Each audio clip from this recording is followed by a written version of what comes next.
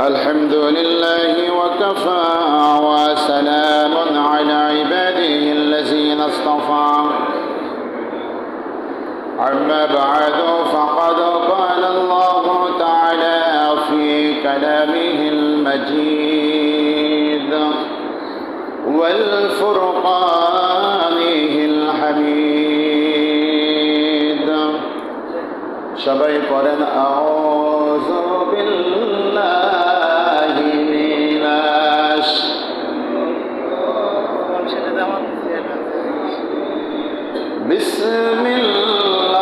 বিসমিল্লাহির রাহমানির সবাই পড়েন বিসমিল্লাহির রাহমানির রহিম ইন্নাল্লাহা ওয়া মালাইকাতাহু ইউসাল্লুনা আলান নবী ইয়া আইয়ুহাল্লাযীনা আমানু সাল্লু আলাইহি ওয়া সাল্লিমু তাসলিমা আল্লাহুম্মা সাল্লি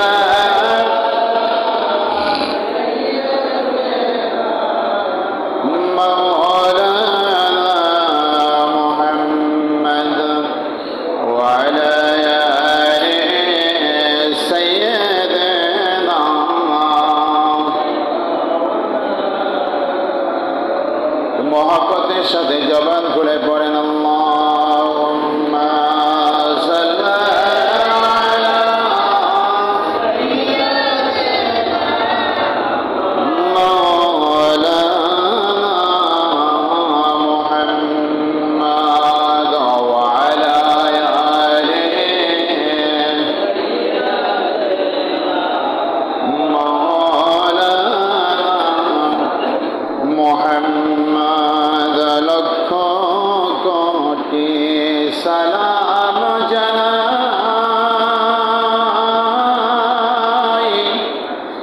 আমার জিন্দা নবীর কদমে যার খাতিরে নাজাত পাব রোজা হাশরের ময়দানে আল্লাহুম্মা সাল্লি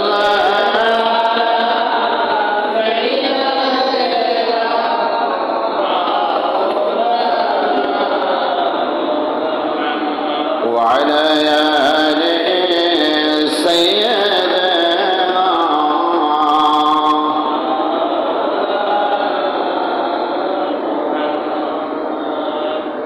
بلغ العلا بكماله كشف الدجى بجماله أسودت جميع خصاله صل عليه وآله الصلاة والسلام عليك يا رسول الله الصلاة والسلام عليك يا حبيب الله الصلاة والسلام عليك يا شفيع المذنبين الصلاة والسلام عليك يا رحمة للعالمين شكري মহান রবের দরবারে কোটি কোটি শুকর আদায় করেন আলহামদুলিল্লাহ আর একটু জোরে সবাই কারো জবান বন্ধ রাখবেন না আজকে কিসের দিন ঈদের দিন ঈদ মানে কি খুশি খুশির দিন ঈদের দিনের অন্যতম সুন্নাত হলো হাসি খুশি থাকা দয়াল নবীজির সুন্নাত এই জন্য মুখ গোমরা করে বসে থাকবেন না বিশেষ করে সুবহানাল্লাহ আলহামদুলিল্লাহ জিকির দুরূদ শরীফ নবীজির সালাম এই সময় কেউ জবান বন্ধ রাখবেন না আল্লাহ তাআলার তাসবিহ পড়লে আল্লাহ তাআলার জিকির করলে দয়াল নবীজির উপরে দুরূদ পড়লে সালাম দিলে আল্লাহ তাআলা খুশি হয় সুবহানাল্লাহ আজকে ঈদের দিন পেয়ে আমরা খুশি না বেজার আজকে ঈদের দিন খুশির দিন রাস্তার মোড়ে মোড়ে আপনারা যে আসছেন আপনারা বাড়ি থেকে আসার পথে রাস্তার মোড় আছে না যতটা মোড় আছে ততটা মোড়ে রহমতের ফেরেশতা দাঁড়ায়া আহালান সাহালান বলে আমাদেরকে স্বাগতম জানাইতেছে। বলেন সুবহানাল্লাহ। ফেরেশতারা বলতেছে, ও রোজাদারেরা, আজকে তোমাদের খুশির দিন, প্রতিদানের দিন, আসো তোমরা প্রতিদান নেওয়ার জন্য ঈদগাহে চলে আসো, তোমাদেরকে স্বাগতম আহালান সাহালান বলে আমাদেরকে ফেরেশতারা সম্ভাষণ জানাইতেছে। সুবহানাল্লাহ। আর যেখানে আমরা বসে আছি চতুর্দিকে রহমতি ফেরেশতারা বেষ্টন করে দাঁড়িয়ে আছেন, আমাদের জন্য মাগফিরাতের দোয়া করতেছেন, আমাদের জন্য রহমতের দোয়া করতেছেন যে আল্লাহ তোমার এই বান্দাদেরকে তুমি ক্ষমা করে দাও। বলেন সুবহানাল্লাহ। ঈদের দিন সম্মানিত ওলামায়ে কেরামগণ, উপস্থিত মসজিদ কমিটির সম্মানিত সাধারণ সম্পাদক, আমার প্রাণপ্রিয় ভাই আল্লাহ সাইদুর রহমান সাইদ ভাইজান, কোষাধ্যক্ষ মামুন ব্যাপারী সহ আমার প্রবীণ জাকের ভাইরা, দূর দূরান্ত থেকে আগত এবং অত্র এলাকার আমার আশেকান জাকেরান ধর্মপ্রাণ মুসলমান ভাইরা, আমার প্রিয় সকল বয়সী সকল পেশা পর্দার আড়ালের মা বোনদের প্রতি জানাই সালাম, আসসালামু আলাইকুম ওয়া রাহমাতুল্লাহ। ঈদের দিন বড় খুশির দিন। আমার দয়াল নবীজির অনেক সুন্নাত আছে এই দিনে। সুন্নাতগুলো আমি একবার আপনাদেরকে বলি। এক নাম্বার সুন্নাত হলো হাসি খুশি থাকা। কি থাকা? হাসি খুশি থাকা। এরপরে সুন্নাত হলো ফজরের নামাজ আদায় করা। যারা ফজরের নামাজ পড়েন নাই, ঘুম থেকে উঠতে পারেন নাই, তারা এখন পড়ে নেন। মসজিদের এক পাশে গিয়া ফজরের 2 রাকাত সুন্নাত, 2 রাকাত ফরজ নামাজ আদায় করে নেন। লজ্জা পাওয়ার কিছু না, এটা আল্লাহর হুকুম। হয়তো কোনো কারণে পালন করতে পারি নাই, এখন পালন করেন, অসুবিধা নেই। 3 নম্বরে হলো মেসাওয়াক করে গোসল করা, সুন্দরভাবে গোসল করা ঈদের নামাজ আদায় করার উদ্দেশ্যে। এরপরে খেজুর অথবা মিষ্টান্ন, হালাল খাবার, আপনি মিষ্টি জাতীয় খাবার খাবেন, এটা সুন্নাত। দয়াল নবীজি ঈদুল ফিতরে মিষ্টি খেয়ে, মিষ্টান্ন খেয়ে, খেজুর খেয়ে তারপরে ঈদগাহে আসতেন। আমাদেরকেও তাই করতে হবে। ঈদগাহে আসার সময় বেশি দূরে না হলে আমাদেরকে পায়ে হেঁটে আসার সুন্নাত। এক পথে ঈদগাহে আসার সুন্নাত, যাওয়ার সময় অন্য পথে বাড়িতে যাওয়া, পায়ে হেঁটে যাওয়া সুন্নাত। এবং তাকবীরে তাশরিক পাঠ করতে হবে। আমি পড়বো, আমার সাথে সাথে আপনারাও পড়বেন। আল্লাহু আকবার, আল্লাহু আকবার, লা ইলাহা ইল্লাল্লাহ, আল্লাহু আকবার, আল্লাহু আকবার, ওয়ালিল্লাহিল হামদ। আরো জোরে, আল্লাহু আকবার, আল্লাহু আকবার, আল্লাহু আকবার, আল্লাহু আকবার, ওয়ালিল্লাহিল হামদ। এত আস্তে বললে হবে না, আরো জোরে পড়তে হবে। আল্লাহু আকবার, লা ইলাহা ইল্লাল্লাহ, আল্লাহু আকবার, আল্লাহু আকবার, ওয়ালিল্লাহিল হামদ। আল্লাহ তাআলার বড়ত্ব, আল্লাহ তাআলার মহান, একথা ঘোষণা করতে মনের মধ্যে কোনো সংকীর্ণতা থাকা চলবে না। আল্লাহ তাআলার প্রশংসা, এটা উচ্চ স্বরে মনের খুশিতে জোরে জোরে বলতে হবে। এই তাকবীরে তাশরিক পাঠ করতে করতে আসা এবং যাওয়া, এটা সুন্নাত। সুবহানাল্লাহ পড়েন। তাড়াতাড়ি মসজিদে আসা, আসার সময় কারোর সাথে কথা না বলা। আসার সময় তাকবীরে তাশরিক পাঠ করতে করতে আসা, কারোর সাথে কথা না বলা সুন্নাত। ঈদের নামাজ শেষে আবার সবার সাথে দেখা করবেন, কথা বলবেন। মনে রাখবেন, আল্লাহ তাআলা ক্ষমাকারীকে ভালোবাসেন। প্রত্যেকটা মানুষের শত্রু আছে, বন্ধু আছে, আছে না? তো ঈদের দিন আমরা ভুলে যাই। আল্লাহ বলেন, তোমরা যদি কাউকে ক্ষমা করে দাও, তাহলে আমি আল্লাহ তোমাদেরকে ক্ষমা করে দেব। জোরে কর না, সুবহানাল্লাহ। আমাদের গুনাহ মাফ করানোর জন্য আল্লাহ ছাড়া আর কেউ আসেনি। আল্লাহ রাসূল সুপারিশ করবেন, আল্লাহ তাআলা মাফ করবেন। তা আল্লাহ বলছেন, তুমি যদি অন্যকে মাফ করো, অন্য মানুষকে ক্ষমা করে দাও, আমি আল্লাহ তোমাকে ক্ষমা করে দেব। আর যাকে আমি ক্ষমা করব, আমি ক্ষমা করার পরে সে কি আমার উপরে খুশি হবে না বেজার হবে? অবশ্যই খুশি হবে। খুশি হলে তার সাথে আমার বন্ধুত্ব হবে। সুবহানাল্লাহ। তাই ক্ষমায় শান্তি আনে, আর রাগ মানুষকে ধ্বংস করে। ঠিক কিনা বলেন? আমার প্রিয় ভাইরা, আমার দয়াল নবীজি বলেন, فاحمدوا ربكم على استكمال صومكم وكبروا كما امر যে আল্লাহ তাআলা আপনারা যে রোজা আদায় করতে পেরেছেন সেজন্য আল্লাহ তাআলার নির্দেশ মতো তার প্রশংসা মহত্ব বর্ণনা করুন। বলেন আল্লাহু আকবার, আল্লাহু আকবার, লা ইলাহা ইল্লাল্লাহ, আল্লাহু আকবার, আল্লাহু আকবার, লিল্লাহিল হামদ। وأنفقوا من خالص العمل وطيب الكسب الحلال, আর খাঁটি হালাল উপার্জন যা করেছেন তা থেকে কিছু অংশ আল্লাহ তাআলার রাস্তায় খরচ করেন। قال رسول الله صلى الله عليه وسلم إذا كان يوم عيد الفطر وقافت الملائكة على أبواب الطرق, ঈদুল ফিতরের দিন ফেরেশতাগণ রাস্তার মুখে মুখে দাঁড়াইয়া দাঁড়াইয়া চিৎকার করিয়া বলিতে থাকেন, হে মুসলিম, নেক কাজের প্রতিদান নেওয়ার জন্য আসো। সুবহানাল্লাহ। কোন নেক কাজে ক্ষমতা দাতা হতে সবের অধিকদাতা প্রতিপালক আল্লাহ তাআলার নিকটে অতি শীঘ্র চলে আসো। তোমরা রাত ভরে ইবাদত করেছো, দিন ভরে না খেয়ে রোজা রেখেছো, সময় না হলে তোমরা ইফতার করে নাই। আবার আল্লাহ তাআলা বলেছেন আস-সাওমুনি ওয়া আনা আজজি বি, সমস্ত ইবাদতের সওয়াব হিসাবে, পুরস্কার হিসাবে জান্নাত দিব, বাড়ি দিব, গাড়ি দিব, দালান কোঠা দিব, হুর গেলমান দিব, নাজ নেয়ামত দিব। কিন্তু এই রোজা একমাত্র আমি আল্লাহ আমার জন্য তোমরা রেখেছো। ওয়ানা আজজি বিহি, আর এর প্রতিদান আমি আল্লাহ আমার নিজ হাতে তোমাদেরকে দান করব। বলে সুবহানাল্লাহ।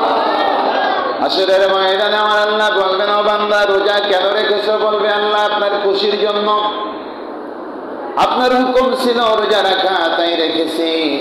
রোজা রেখে মিথ্যা কথা বলি নাই, রোজা রেখে গীবত করি নাই, রোজা রেখে সুদ খাই নাই, ঘুষ খাই নাই, মানুষকে কষ্ট দেই না, আত্মসংযম করেছি, আত্মশুদ্ধ করেছি। আমার আল্লাহ বলবেন আমি জানি ও বান্দা আমার জন্য রোজা রেখেছো, তোমার সামনে কত মানুষ ভালো ভালো খাবার খেয়েছে, কত সুস্বাদু খাবার তোমার কাছে ছিল, ইচ্ছা করলে তুমি খেতে পারতে কিন্তু খাও নাই। আমি আল্লাহ তাআলা এর বিনিময় এখন তোমাকে দান করব। বলেন সুবহানাল্লাহ। ভাই দয়া করে হেলান দিয়ে বসবেন না, কারণ ঘুম এসে যাবে, ঘুম আসলে উজু থাকবে না। ওই ওনার ঘুমাইছে মনে হয়, উঠান, সামনে আসেন, কাতারে শুরু হয়ে বসেন। এই ভাইকে ডাক দেন, সামনে এসে বসতে বলেন। এই ঘুম পড়ছে, হেলান দেওয়া যাবে না, হেলান দিলেই ঘুম আসবে। সামনে আসেন, আর ঘুম আসলে উজু যাবে, উজু গেলে আপনার নামাজ হবে না। এই জন্য হেলান দিয়ে আপাতত বসে না, নামাজের পরে আরাম করে, সমস্যা নেই।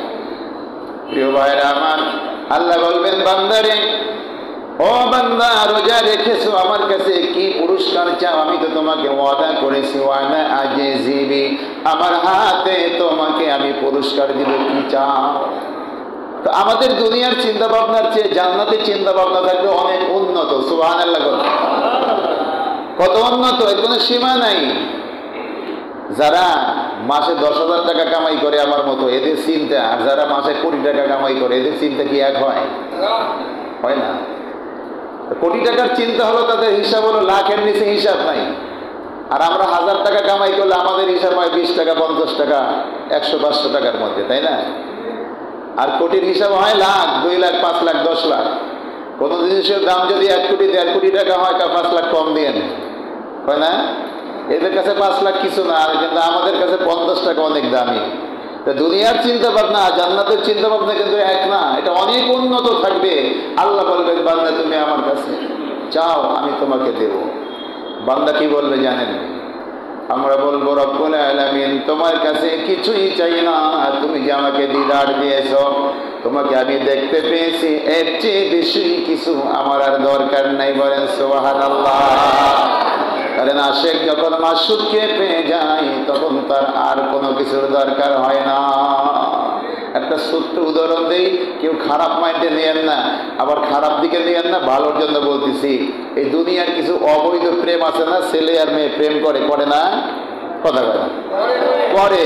কোটিপতির মেয়েরা রিকশাওয়ালা ছেলেদের কাছে যখন সম্পর্ক হয়, মানে যখন তাদের সাথে প্রেম হয়, তখন চলে যায়, তোমার বাপের কত টাকা পয়সা আছে, তুমি এইগুলো বাদ দিয়ে আমার কাছে কেন আসবা?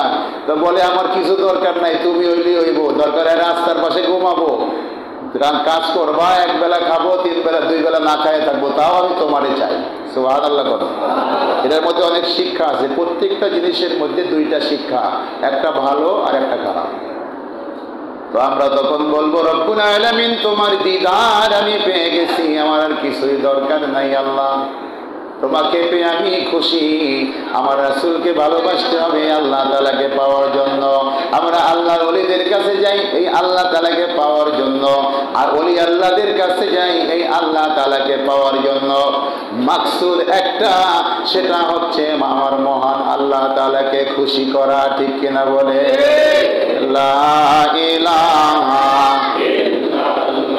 আরেকটু জোরে লা ইলাহা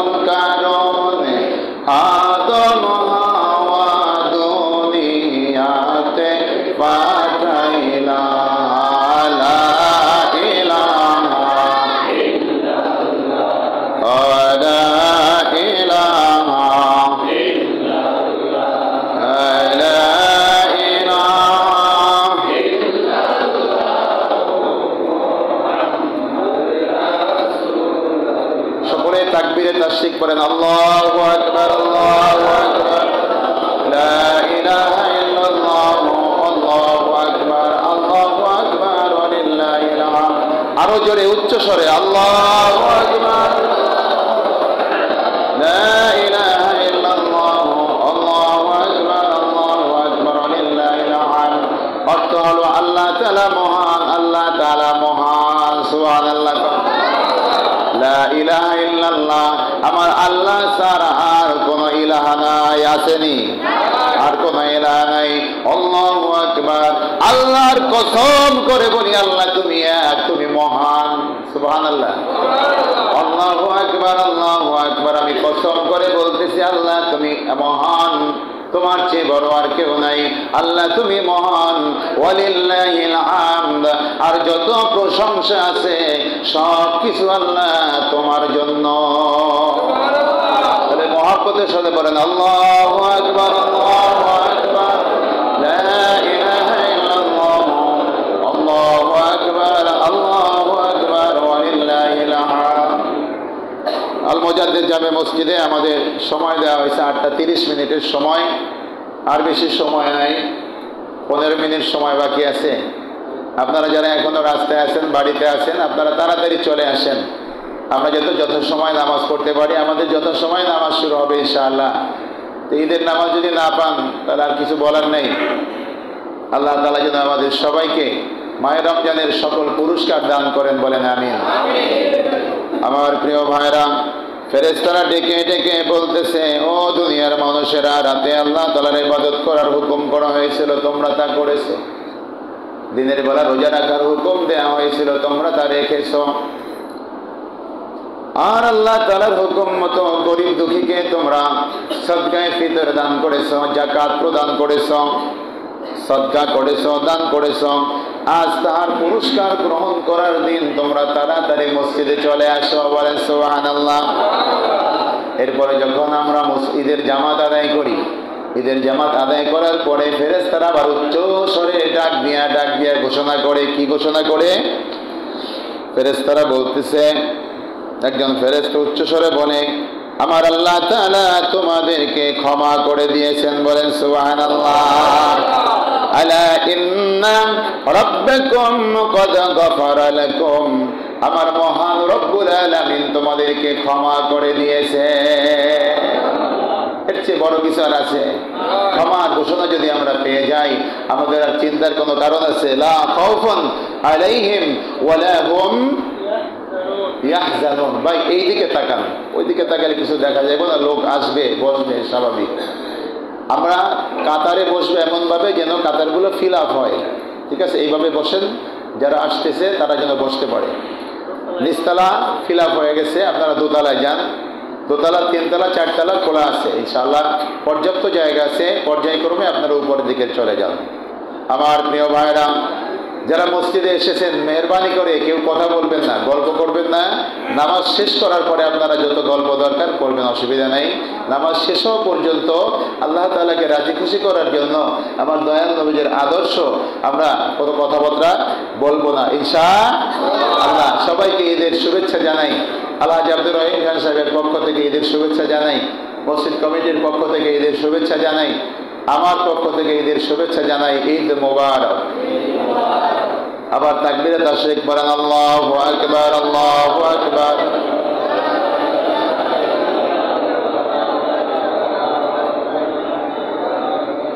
এমনি পড়লে আমি মানবো না, কারণ আজকে তো আর না খাওয়া রোজা না।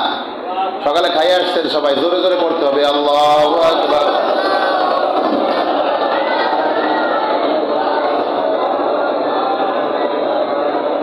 মাশাআল্লাহ, আল্লাহু আকবার, আল্লাহু আকবার, লা ইলাহা ইল্লাল্লাহ, আল্লাহু আকবার, আল্লাহু আকবার, ওয়া লিল্লাহিল হামদ। এবার আমি তাকবীর দেব, আপনারা আমার জবাব দিবেন, নারায়ে তাকবীর, নারায়ে তাকবীর, নারায়ে রিসালাত, নারায়ে রিসালাত। পবিত্র ঈদুল ফিতর, পবিত্র ঈদুল ফিতর, নারায়ে তাকবীর। মাশাআল্লাহ। আমার প্রিয় ভাইরা, আমার দয়াল নবীজি বলেন, ক্বাদ জাআ ফিল খাবারি ফারাদা রাসূলুল্লাহ সাল্লাল্লাহু আলাইহি ওয়াসাল্লাম সাদাকাতাল ফিতরি তাহারাতান লিসিয়াম মিনাল লাগwi ওয়ার রাফাসি ওয়া তুআমাতান লিল মাসাকিন। রোজাকে অনর্থক অশ্লীল কাজ হইতে পাক করিবার জন্য ও মিসকিনদেরকে আহার্যের বন্দোবস্ত করার জন্য রাসূলুল্লাহ সাল্লাল্লাহু আলাইহি ওয়াসাল্লাম সদকায়ে ফিতর ওয়াজিব করিয়াছেন। বুঝতে পারছেন? আর যাকাত সম্পদকে পবিত্র করে। যাকাত না দিলে সম্পদ অপবিত্র হয়, সম্পদ হারাম হয়ে যায়। যাকাত দিলে সম্পদ বাড়ে না কমে? জোরে বলেন না, বাড়ে না কমে? কিন্তু যাকাত দেওয়ার সময় যে সমস্ত মহিলারা এবং পুরুষেরা যাকাত দেওয়ার সময় কৃপণতা করে, হাসরের ময়দানে যাকাতের সম্পদগুলোকে সাপ বানানো হবে। আর সাপ হইয়া মানুষকে যারা যাকাত দেয় নাই, যার সম্পদ তাকেই সবল মারবে। সবল মারতে মারতে বিষাক্ত করে তাকে যন্ত্রণাদায়ক করে তুলবে, চিল্লাবে, কান্না করবে, আসার কোনো সুযোগ থাকবে না।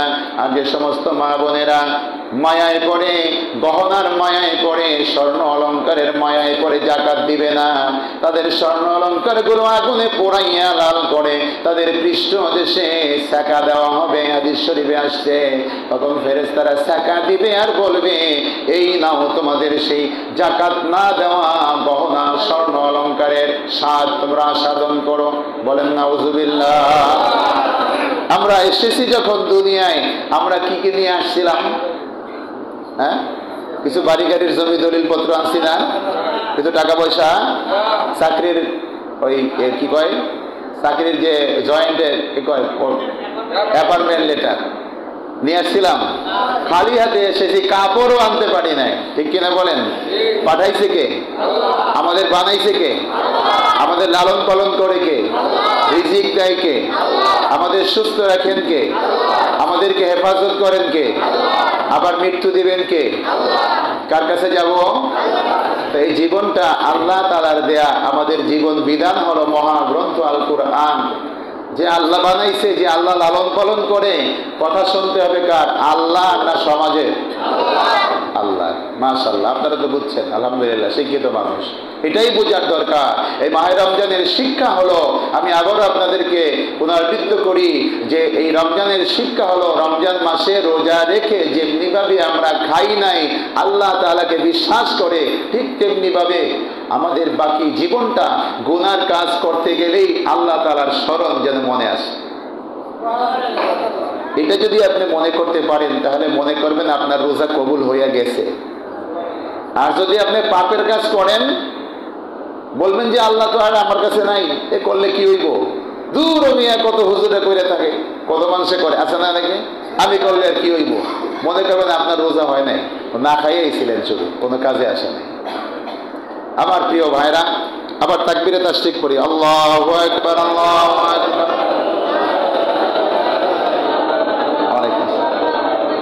ওয়ালিল্লাহিল হামদ। জোরে জোরে আল্লাহু আকবার, আল্লাহু আকবার।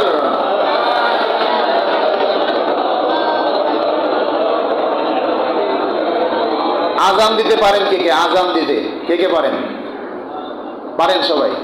অল্প কয়েকজন হাত নামান।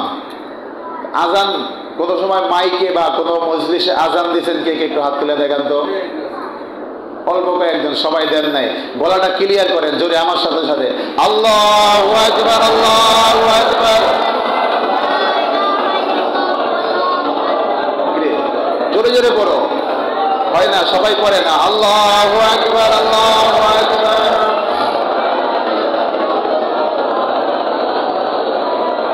ওয়ালিল্লাহিল হামদ। আজান দেওয়া আমাদের দরকার আছে না নাই? আজান শেখার দরকার, একামত শিখে রাখার দরকার। এমন জায়গায় গেছি যে নিজের আজান দেয়া, একামত দিয়ে নামাজ আদায় করার দরকার। এটা প্রত্যেকটা মুসলমানের শেখা ফরজ, শুধু দরকার না, এটা কি ফরজ। এটা শিখতে হবে, না শিখলে, এটা না শেখার জন্য আপনি গুনাহগার হবেন।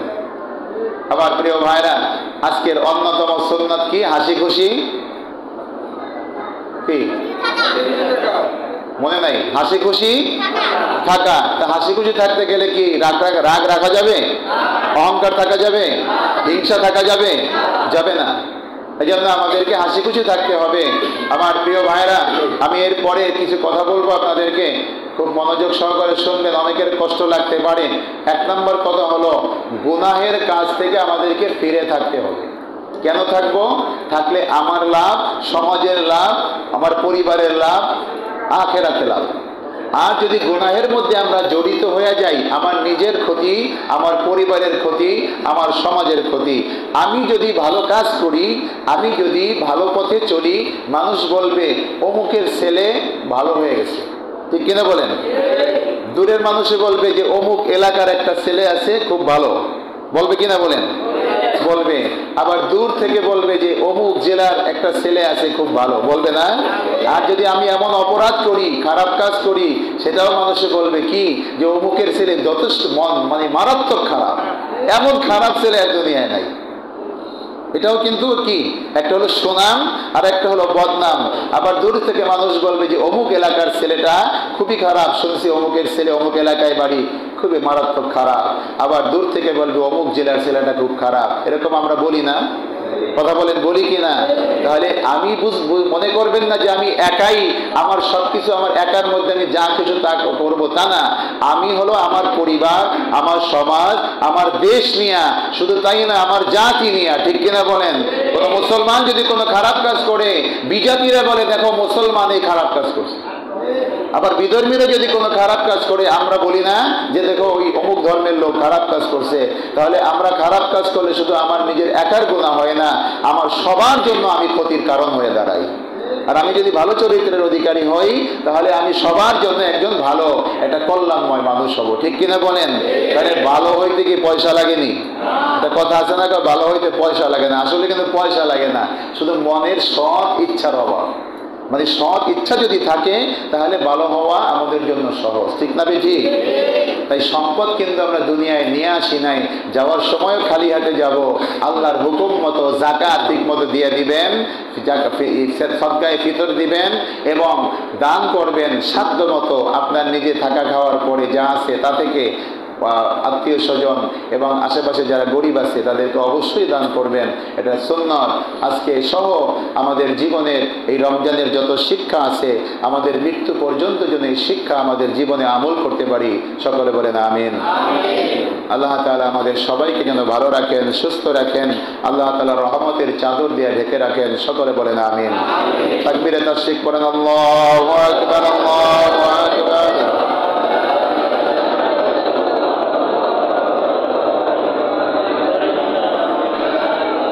আরেকটা মেসেজ আছে, সেটা হলো আমার দয়াল নবীজি বলেন, রমজানের 30টি রোজা রাখলে, একটা রোজা রাখলে সর্বনিম্ন 10টা মানে 10 গুণ সওয়াব পাওয়া যায়।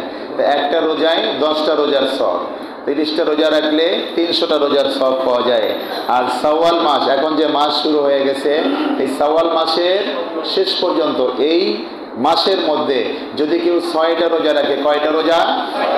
6টা রোজা রাখলে সে 60টা রোজার সওয়াব পাবে। 300 আর হলো 60, কত হয়? 360। আর বাকি 5 দিন রোজা রাখা হারাম। তা এই 360টা রোজার সওয়াব পাবো যদি আমরা 30টার সাথে এই বাকি 6টা রোজা রাখি।